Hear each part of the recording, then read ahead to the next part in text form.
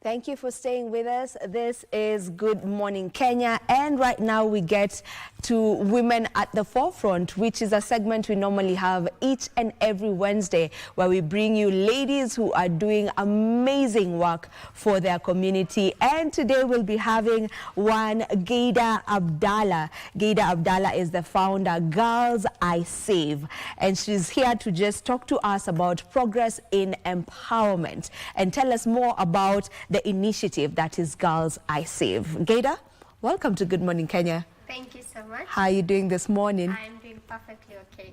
All right, it's a pleasure to have you on board today. Let's begin by you telling us what Girls I Save is all about. Tell us everything about it. Thank you so much. So Girls I Save is an initiative that supports young girls in the coastal region through STEM education and innovation. Something that really was inspiring me is when I started in high school. Back then in Matuga Girls as a Form 3 student, I started by building the project, which was an app that connects young girls to STEM opportunities and offer mentoring and counseling online, which won the Young Scientist Kenya Award. So post high school, I asked myself, what's the next step for me? So I started advocating for it. I started going to schools, talking to young girls across Kenya to international level. Yes. Why STEM, to be specific? I think there's a stereotype when it comes to young girls taking STEM courses, especially engineering, medical courses, technology courses. There's a fear that is built between boys and girls, which I feel like it should not be the case, and that's not a limitation. Everybody has the opportunity to take any career, and I personally am pursuing information technology, so I feel like there's more, and since I am building and I advocate for more girls, I look at it in terms of an opportunity, not a setback, where young girls can be able to explore and be able to represent themselves. That's amazing. So you work with girls of a specific age, or is there a limit to the age of the girls you work with? So we work with two age groups.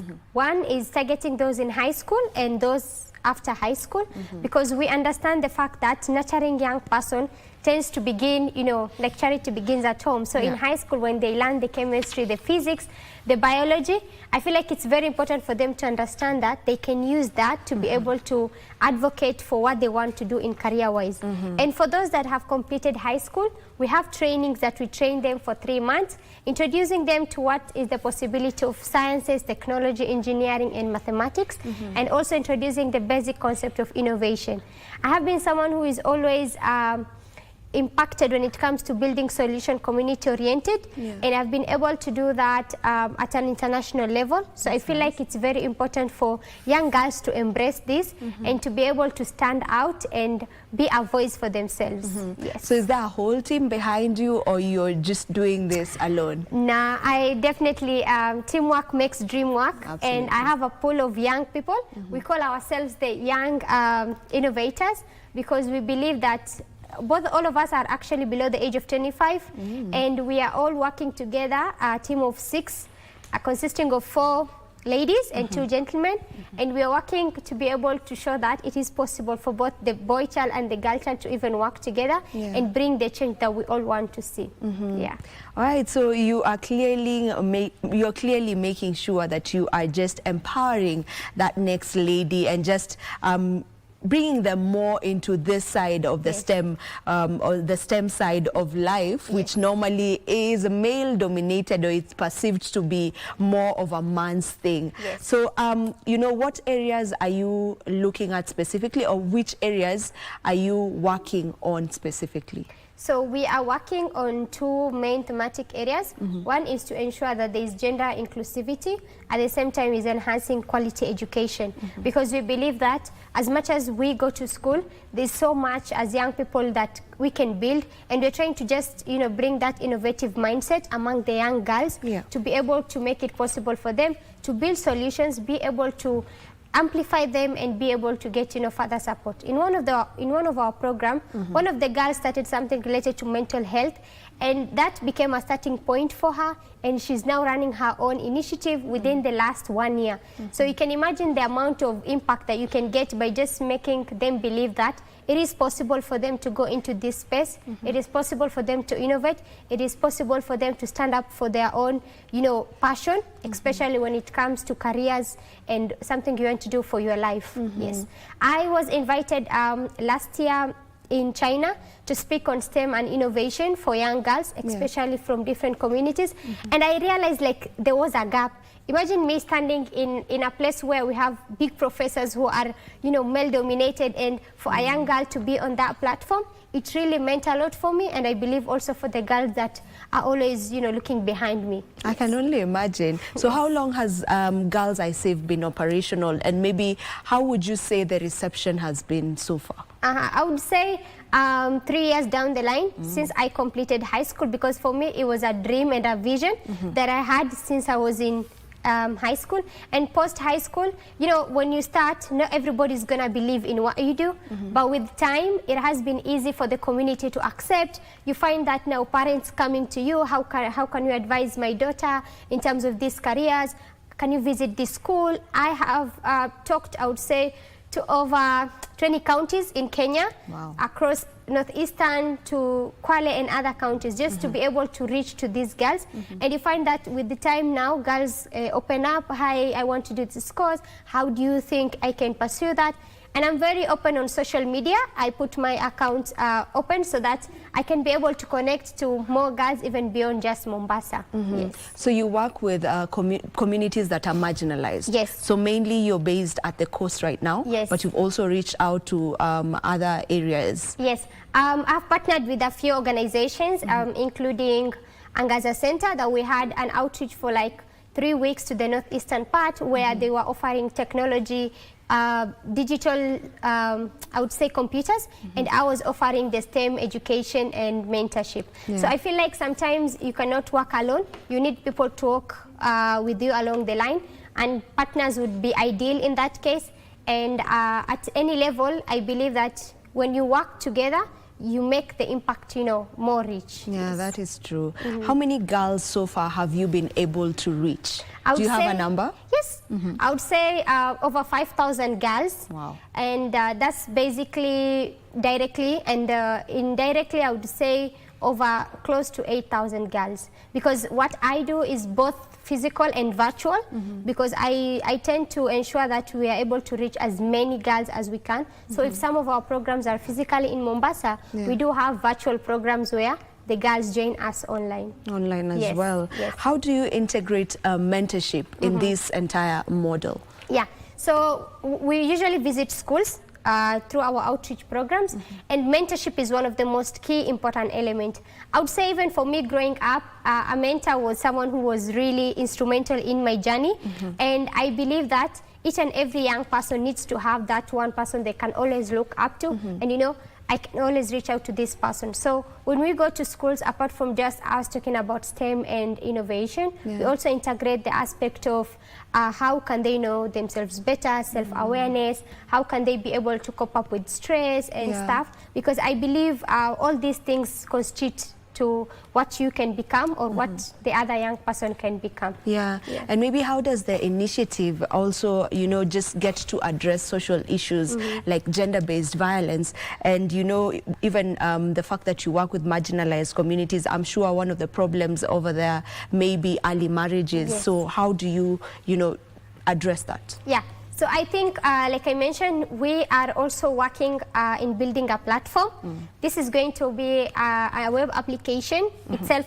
It's going to be Girls I Save, to be able to connect these young girls. With a click of a button, you can get connected to the nearest rescue center. You can get connected to the nearest counseling center, so that if these issues are ongoing, then we need to have measures to be able to reduce the impact of how these girls, because when they have a platform to air out their views, to air out their response, then we expect that someone from the other side, whether in the Red Cross or Ministry of Education, Health, can be able to ascertain to helping these girls. Yes. Yeah. So you've mentioned you've reached around 5,000 girls, Yes. and up to 8,000 in total. Yeah. But to be specific, in Mombasa, you've trained 300. Yes. You know, maybe just what are the measurable outcomes that you say came out of the training? And when you talk about training, what Yeah. exact training did the 300 go through? Yes, so we usually have trainings on robotics. We have trainings on hardware maintenance. Basically, this is just to open up their minds. If you want to go, let's say, to technology, there are different fields you can go into. If it's medicine, we get a doctor to come in and speak to these girls. If it's an engineer, we brought in civil engineers, we brought in mechatronics engineers to just share with them their experience and what it is for them to be in that field. So I think some of the measurable impact would be, you know, when a girl comes there, the girl is shy, the girl doesn't know what they want to do. In our last program, we have 90% transition of the girls going to STEM courses. One of them, who is recently part of our team, is now a medical engineering student, and that's a girl. So imagine showing them the possibility that they can be able to understand what it is to be in this field and what it's meant for them to be there. Because I believe knowledge is something which is very crucial, and sometimes because of community and societal limitation, we tend to, you know, close them in terms of it's very hard, you cannot do this. But, you know, just showing them the possibility of these young girls opening a computer even before them joining uni or college actually makes them feel like, okay, this is something I can definitely do. And that is where I think we draw the line, and we feel like this is where we were going to focus on. Yeah. You've mentioned several success stories. Yes. I can only imagine how that makes you feel, you know, being that you are a young girl, Yes. you know, below the age of 25, as you've mentioned, Okay. and you're able to make such an impact for fellow girls, you know, in different communities. Yeah. Just how does that make you feel? I would say it definitely makes me feel good, but again, it's a challenge to me for me to be able to do more.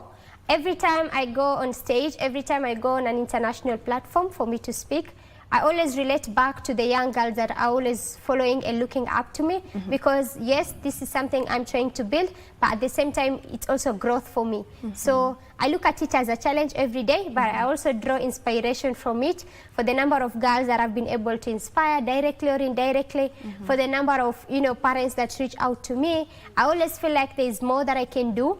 And in my educational level, I highly want to pursue master's and PhD, so that it becomes, you know, like an inspiration to them that she made it, I can also make it. Amazing, amazing, amazing. Now, speaking of challenges, you know, what would you say are some of the challenges that the initiative may be facing, and how are you addressing it, or how do you hope the challenges can be addressed? I would say one is getting the community support, but I think with time we've been able to work closely with that, with the community leaders and the environment of where you work. And also in terms of, you know, reaching more girls, you definitely need finances to do that. You need to be able to get partners to work with. So I would highly appreciate if there's anyone who would be willing to join me in this journey, and we can be able to inspire more girls at the same time. But I believe where there's will, there's always a way. So the moment I took the initiative to do this, I was able to attract more and more people that directly or indirectly have become part and parcel of Girls I Save. Yes. Love it. But the way that name, Girls I Save, Yeah. you know, it feels like it's so direct. So was there any, is there any reasoning behind it apart from just how direct it feels like it's girls that you're saving? So I think for me, this was just my mindset when I was in high school.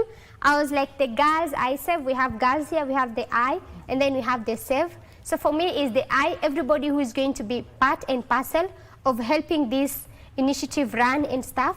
So it's the I that is going to be able to continue, and anybody who comes it, whether it's a partner, whether it's a man, whether it's a lady, whether it's a business, anything, anyone that's going to be part and parcel of this, then will become the I Save for the girls. Amazing. Love it for sure. Now, you've gotten to receive several accolades, you know, several awards. Yes. You know, tell me about these awards and what exactly has that meant for the entire team of Girls I Save? I would mention the most recent award, which is the Presidential Innovation Award. I was selected as a finalist representing Mombasa County, and we won a grant that definitely is a turning point for all of us as a team. We've been able to set up our own office in Mombasa. We've been able to use that to build on our platform. And I think beyond that is just the attraction that you get from these awards. We also won the Innovation for Social Change Award during the Women's International Day this year here in Nairobi. So I think all this means a lot for Girls ISF. It means the journey that we've been going through for the last 3 years, the struggles, you know, the dark times that you go through and you feel like maybe you should just give up. But again, it makes you outstanding in terms of, yes, I got this recognition, this meant a lot for me and for the girls that are also inspiring. You also got a recognition from the Young Scientists Kenya. You know, you've not mentioned that. You have so many that you're even forgetting. So Young Scientists Kenya actually, I would say it's the first award that I got with Girls ISF, which actually gave me the confidence that yes, this is something you can do and this is something you can push forward. At a time when I was in high school, nobody was ready to do the project with me, and I was forced to present the project alone. I was forced to do the presentation and everything, but I turned out I became the overall best project presenter in the social and behavioral sciences category. So that was the first step to making me feel like, yes, this is something I can do. People already believed in it for me to become the best, and I can move forward.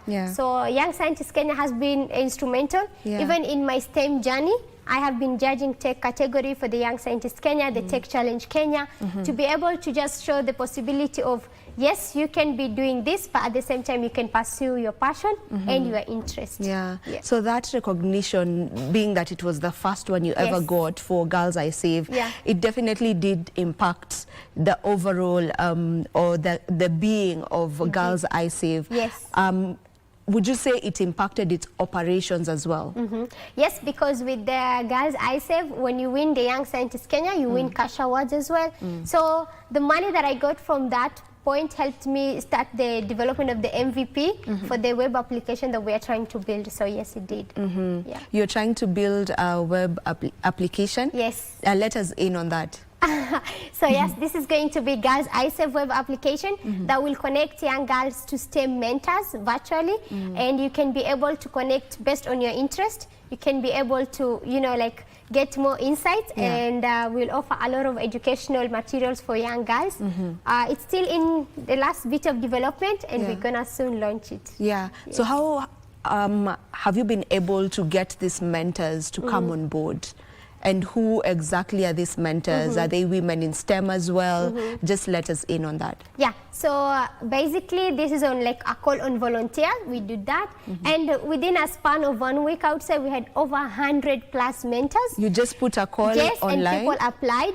That's how I mean to say we are very socially, represented on the internet as well, and people do follow our work. So we got mostly women in STEM, women in engineering. So we had a category of breaking down. This is someone from this county and they're doing this, and they will be helping us in this project. Let's say this week we're having women in engineering, so we need someone in engineering. We call out to them, we write an email, are they available and stuff, and then we connect them and we have a session with the girls. And if it's physically in Mombasa, we have the database, so we go check who is available on this day. We actually broke it down to even the days that they would be willing to volunteer to make it easy for us.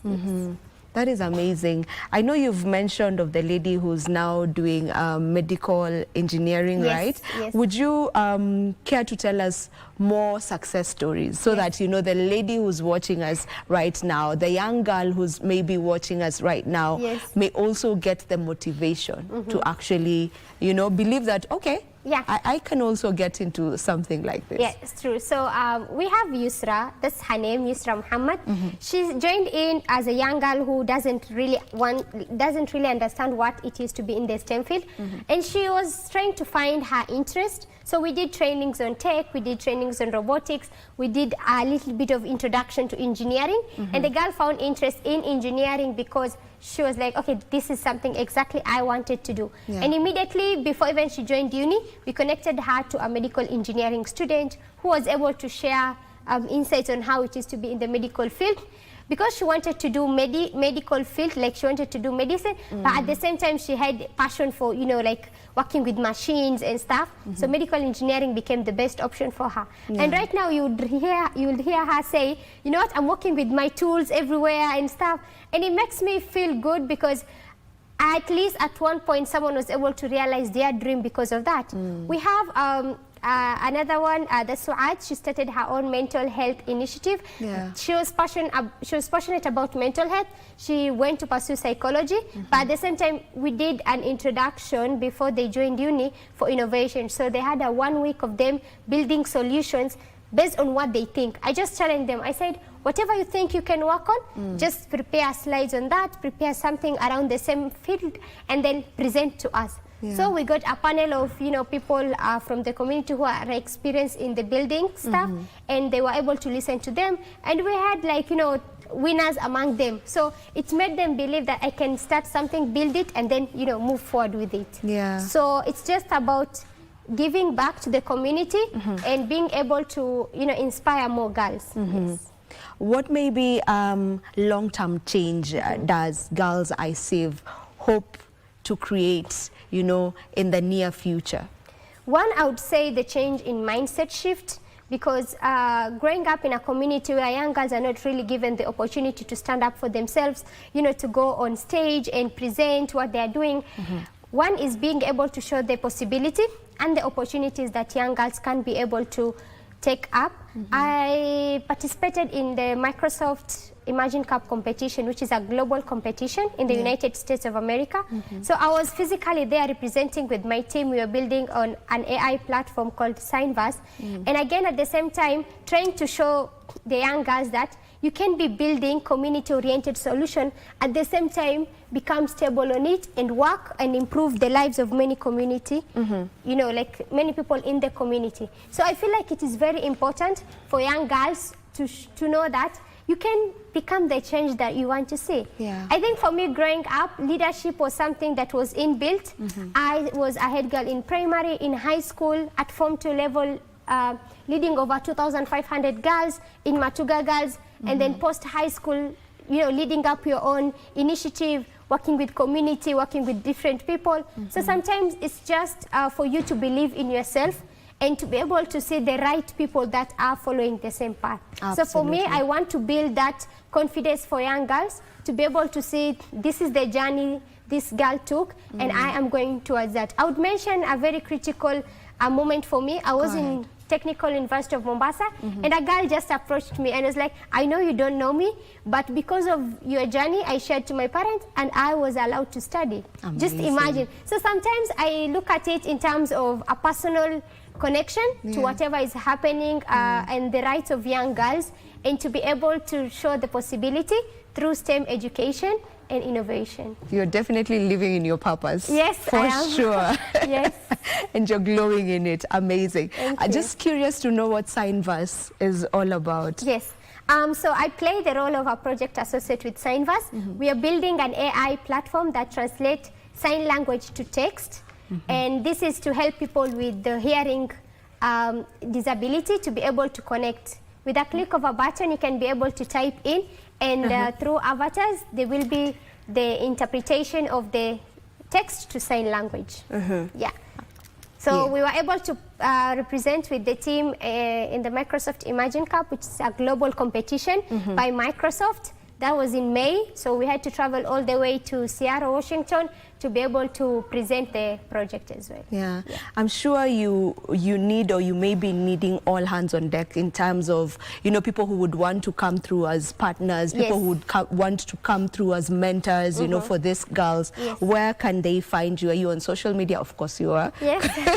So yeah, mention the social media platform. I am on Instagram, Ghaida_Abdallah, on LinkedIn, Ghaida Abdallah Umar, and you can always email me as well through Girls I Save 2023@gmail.com. Yes. All right. I hope that there are people who are watching right now who may want to come on board and just take part or help in one way or the other, because Yes. the initiative that you have is absolutely amazing. I want to wish you all the very best on that. And yeah, may the girls who are watching also would love to get through to you also find you through the same, right? Yes. Okay, this is where we end this particular conversation. Thank you so very much, Gaida, for coming on the show. That was Gaida Abdallah, and she is the founder of Girls I Save. I'm sure you've gotten to hear from her. She's doing an amazing job for her community, and that is the way to go. And that is how we do it every Wednesday right here on the show. We bring you ladies who are doing great work for their community. This is where I end this particular discussion, but don't go too far. Mike Megwe is coming up next with more.